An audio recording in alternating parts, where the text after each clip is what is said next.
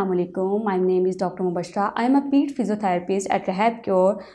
मैं आज आपको जिस टॉपिक के बारे में बता रही हूँ इसका नाम है स्पाइना बाइफिडा। स्पाइना बाइफिडा के बारे में हम डिस्कस करेंगे कि वो होता क्या है, उसकी कॉजेज़ क्या हो सकती हैं, उसकी रीजंस क्या होती हैं, उसकी डिफरेंट टाइप्स हैं, ठीक है, उसकी डिफरेंट कॉम्प्लिकेशंस होती हैं और हम उसको कैसे मैनेज कर सकते हैं। क्योंकि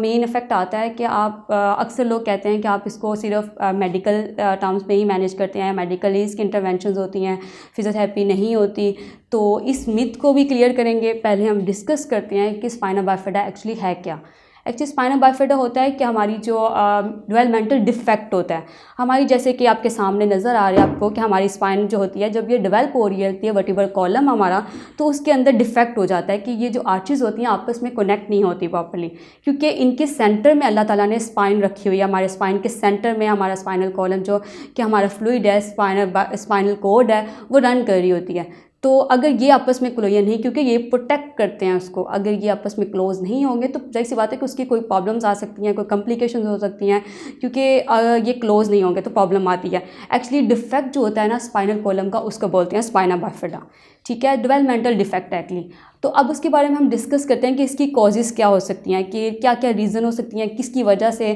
क्योंकि डेवलपमेंटल है तो जाहिर सी बात है कि बच्चे के अंदर चीज़ प्रेजेंट होनी है एट द बर्थ, ठीक है। तो मदर की जब न्यूनेटल लाइफ में है तो इंटरनेटल लाइफ में, तो मदर को चाहिए कि इसके ऊपर केयर करें।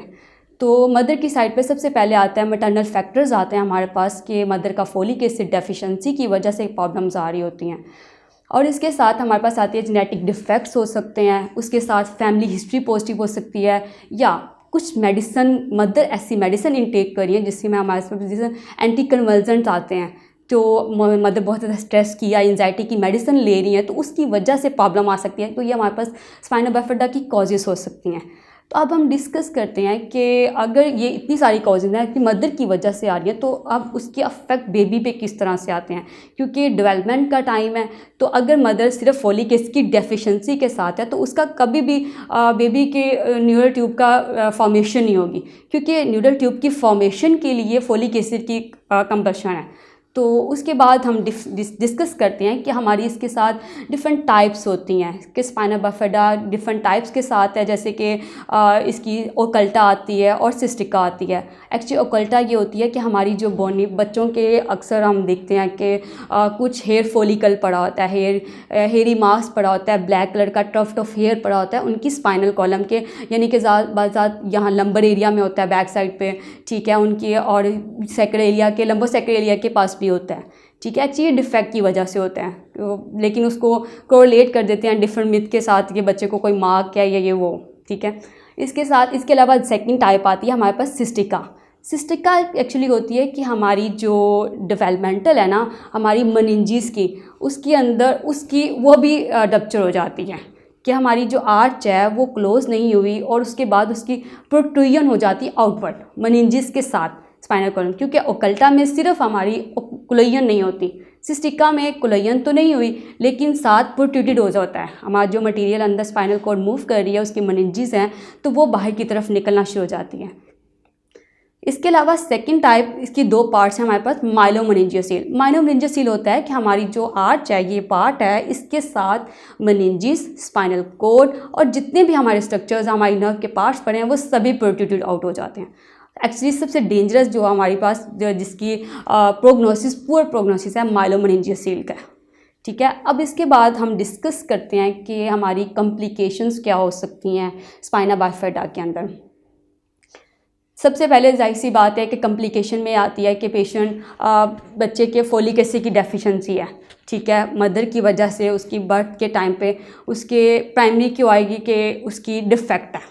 ठीक है। अब उस डिफेक्ट की वजह से उसकी नीचे के मसल वीकनेस आ सकती है, ठीक है, लो लिम्ब पैरालिसिस हो सकता है, ठीक है, उसकी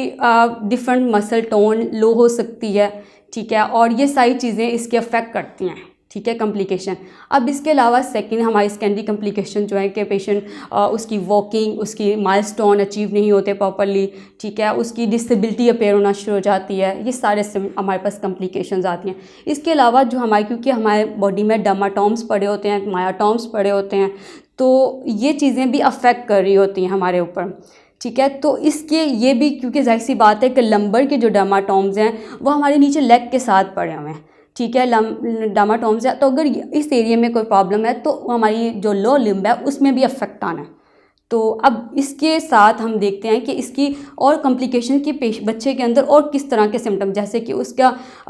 बाकी इसकी वजह से जो प्रॉब्लम आती है स्पाइना बाइफिडा की वजह से उसकी रिस्पायरेटरी डिस्ट्रेस होना शुरू हो जाता है। हाइड्रोसेफलस मेन सबसे मेजर जो कॉज आती है हमारे पास कॉम्प्लिकेशन आती है वो हाइड्रोसेफलस की आती है, क्योंकि हमारा जो हाइड्रोसेफलस है वो प्रोड्यूस हो ही जा रहा है क्योंकि अगर मेनिंजियोसील माइलोमेनिंजियोसील पड़ा हुआ है या मेनिंजियोसील पड़ा हुआ है तो वो हाइड्रोसेफलस बहुत ज़्यादा उसकी क्वांटिटी जो है वो इंक्रीज़ करना शुरू हो जाती है। तो वो उसका साइज़ इंक्रीज़ कर देता है और उसके हेड का साइज़, और क्योंकि वो प्रॉपरली उसको मैनेज नहीं कर रहा होता, क्योंकि एक प्रॉब्लम पड़ी है उसकी प्रोटेक्शन शीट बना रहा होता है, तो बाज़ दफ़ा वो प्रोटेक्शन शीट डैमेज करना शुरू कर देती है।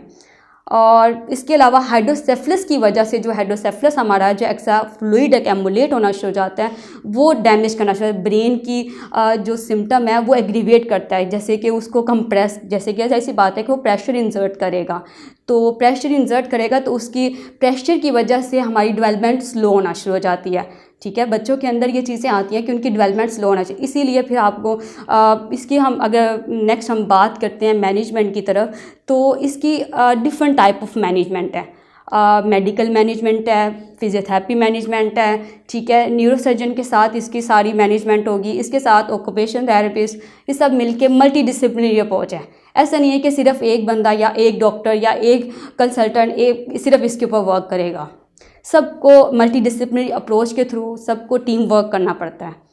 सबसे पहले अगर बात करते हैं कि हम न्यूरोफिजिशियन हमारे क्या करते हैं कि न्यूरोफिजिशियन जाहिर सी बात है कि नर्व्स का इशू है, उसकी स्पाइन का प्रॉब्लम आ रही है तो उसके ऊपर वर्क करेगा। नंबर 1 पे surgery is the most important, surgery very next area very within after to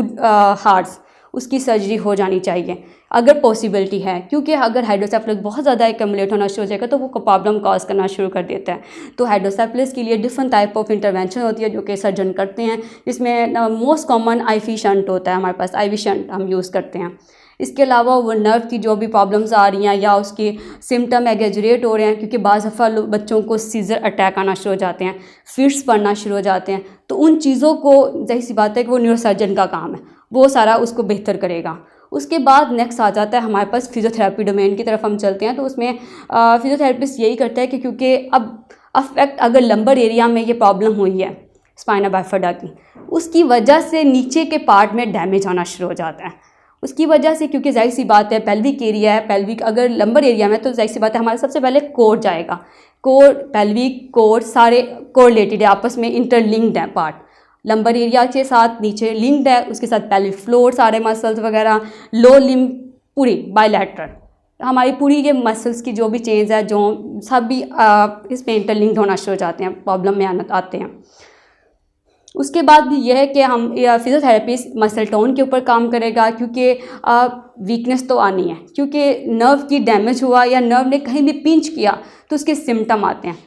muscle weakness को कम बेहतर करेगा, पैरालिसिस अगर पैरालिसिस हो रहा है तो उसको बेहतर करेगा, तो उसके साथ उसकी रेंज ऑफ मोशन ROMs और मोस्ट इम्पॉर्टेंट वर्क आ जाता है मोबिलिटी, ठीक है, क्योंकि उसके अंदर डिसेबिलिटीज़ आनी है,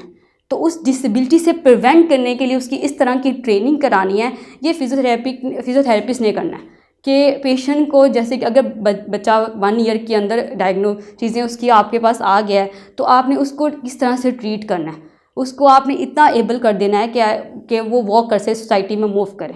उसके अंदर सोशल इंटरेक्शन, उसकी वॉकिंग, व्हील चेयर मोबिलिटी, क्योंकि बाज़ दफ़ा होता है कि लिम्ब मूव नहीं कर पाते या आप फिजियोथेरेपी से एबल नहीं है तो उसकी व्हील चेयर मोबिलिटी के ऊपर काम करना। This work physiotherapy wheelchair mobility is the most important, and then walking ability, जो भी उस पेशेंट टू पेशेंट ये चीज़ें वैरी करती हैं कि हम ये नहीं कह सकते कि सिर्फ उसको व्हीलचेयर बाउंड कर देना चाहिए या उसको सिर्फ आपने लाजमी उसको चलाना है, ये डिपेंड करता है पेशेंट की कंडीशन के ऊपर, पेशेंट की हिस्ट्री के ऊपर, पेशेंट के सारे साइन एंड सिम्टम के ऊपर। अब हम बात करते हैं कि पेशेंट हमारे पास अगर पेशेंट है स्पाइना बाइफिडा का, तो उसकी आपने किस तरह उसको इंटरवेंशन देनी है, या आपने उसको किस तरह से, आपको वेरी फर्स्ट डे पे कैसे पता चलेगा कि इसको कोई इश्यूज़ हैं, ठीक है। तो ये मदर का काम है कि वो कम से कम जब बेबी बर्थ होती है तो एपगर स्कोर्स होते हैं, उनके ऊपर वर्क करें। एपगर स्कोर्स मेडिकल फिजिशियन अक्सर हमारे मेडिकल फिजिशियन नहीं करते, तो इसके ऊपर वर्क करवाएं एपगर स्कोर्स के ऊपर, ताकि वेरी नेक्स्ट डे उसकी वेरी फर्स्ट डे उसकी असेसमेंट हो जाए। तो जब असेसमेंट हो जाएगी तो फिर क्लियरली डायग्नोस हो जाता है कि पेशेंट के साथ कोई इशू है कि नहीं है, तो आप इसके ऊपर वर्क करते हैं। और अगर स्पाइना बाइफिडा की हिस्ट्री पॉजिटिव आई है तो विद इन डे उसकी चीज़ें इंटरवेंशन स्टार्ट कर दी जाती हैं। और इसके अलावा हम फिज़ियोथेरेपी की बात करते हैं। हमारे पास फिज़ियोथेरेपी इंटरवेंशन के अंदर पेशेंट को हम जैसी बात है, अगर पेशेंट मोबिलिटी के साथ आया है, बाकी मेडिकल इंटरवेंशन डन हो गई हैं, तो फिज़ियोथेरेपी अगर पेशेंट वॉक नहीं कर सकता तो आप उसकी वॉकिंग के ऊपर वर्क करते हैं, उसकी सारी मोबिलिटी ट्रेनिंग के ऊपर, क्योंकि पेशेंट जब लो लिम्ब पैरालिसिस के साथ है तो उसका वेट बेरिंग नहीं है, उसकी बैलेंस ट्रेनिंग नहीं है, उसकी बहुत सारी प्रोप्रियोसेप्शन, काइनेस्थेटिक सेंसेशंस, ठीक है, ये सारी चीज़ें उसकी डिस्टर्ब होनी है। तो आपने इसके ऊपर वर्क करना है कि प्रोप्रियोसेप्शन की जैसी बात है कि जब हम प्रोप्रियोसेप्शन की बात करते हैं, काइनेस्थेटिक सेंसेशंस की बात करते हैं, तो ये सारी आपस में इंटरलिंक्ड हैं। तो इसके लिए बैलेंस ट्रेनिंग क्योंकि बैलेंस ट्रेनिंग, वेस्टिबुलर ट्रेनिंग, ये सब ट्रेनिंग में इंटरलिंक्स करती हैं। इनके ऊपर वर्क करेंगे ताकि पेशेंट अपनी एबल टू वॉक हो जाए, एबल टू एक्टिविटीज़ ADLs और IADLs की तरफ मूव कर सकें। ठीक है, डन फॉर टुडे।